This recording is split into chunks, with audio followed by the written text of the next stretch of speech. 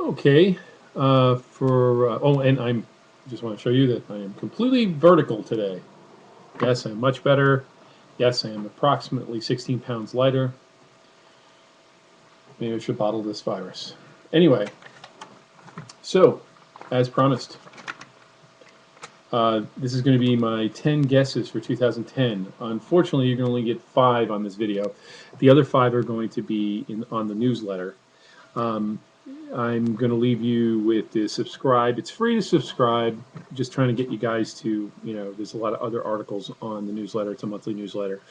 So you can subscribe on in the info box. Also, the hyperlink to it once it gets released on January 1st, which will be tomorrow.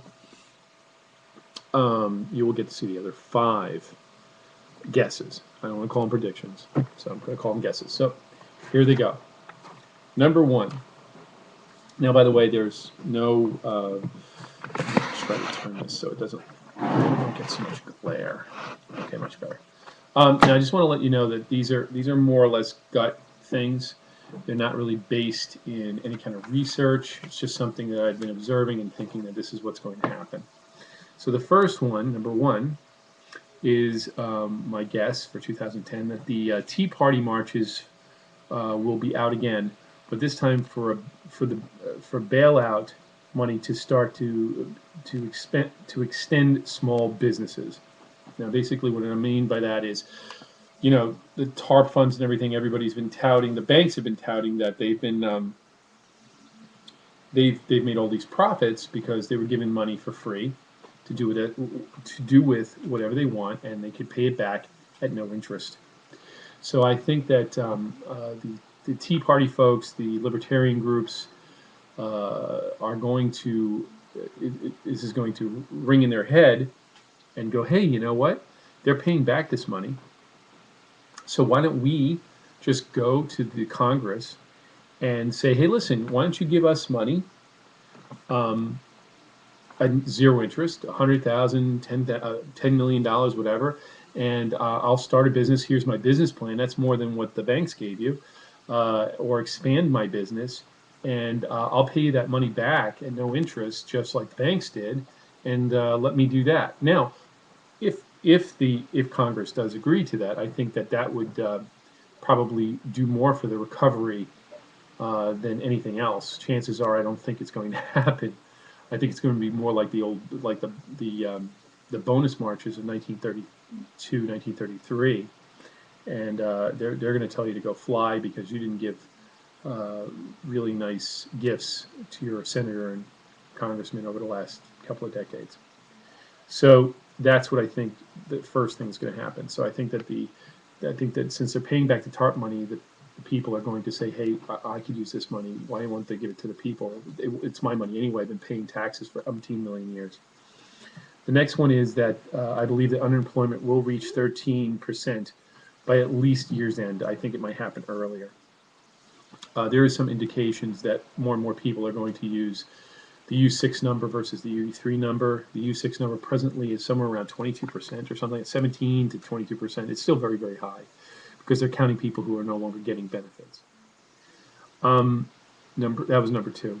Number 3, folks in the suburbs are going to start community victory gardens. I think that at this point, people have stopped being afraid, and I think that they're going to start becoming proactive. I see a lot of that right now.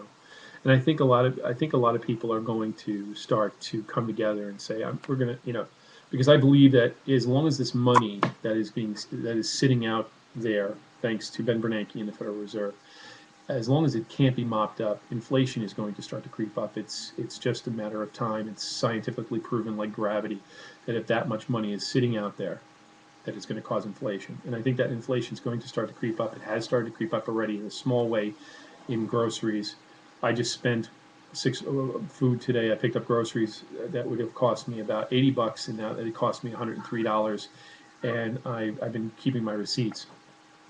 So I think that people are going to start catching on that, especially in the springtime. And I think that people are going to slowly, quietly start to grow community gardens and start to grow vegetables. Maybe first as something to do in the spring and summertime to change that old green lawn situation. But I think it's going to become more and more like the old victory gardens during World War II. Number 4, I think that families are going to start pooling money to get members out of debt. A couple of years ago, and I'm going to try to find um, the video. Early on, like in 2004, 2003, churches were getting together, and they were so religious about. They were so concerned about the moral perspective of people holding onto revolving debt that they would put money in a hat, a money hat. They put names in a hat of people who needed to pay off their credit cards, for example. They would take out a name, they would raise the money, and then the person who was going to have all their credit cards paid off signed a note swearing that they would never open another credit card again for at least 5 years.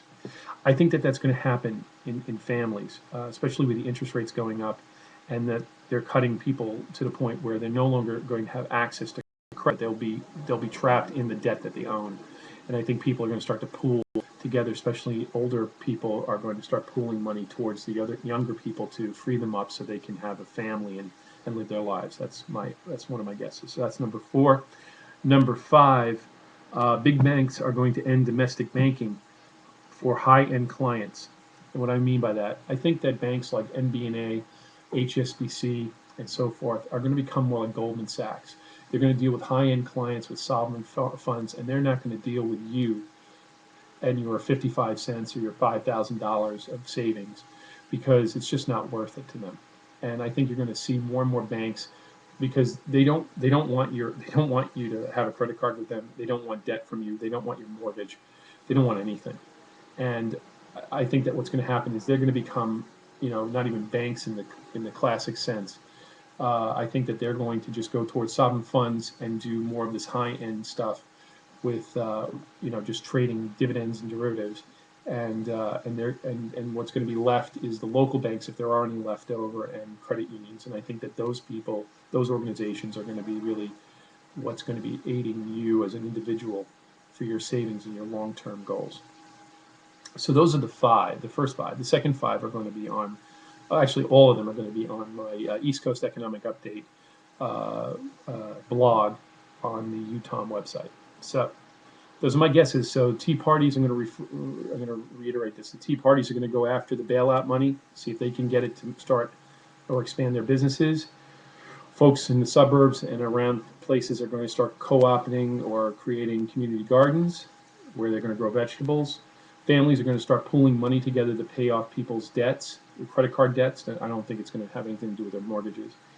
And that big banks are going to just stop dealing with domestic customers and just deal with high-end sovereign customers and leave you with sticking your money in the mattress ultimately. All right, guys?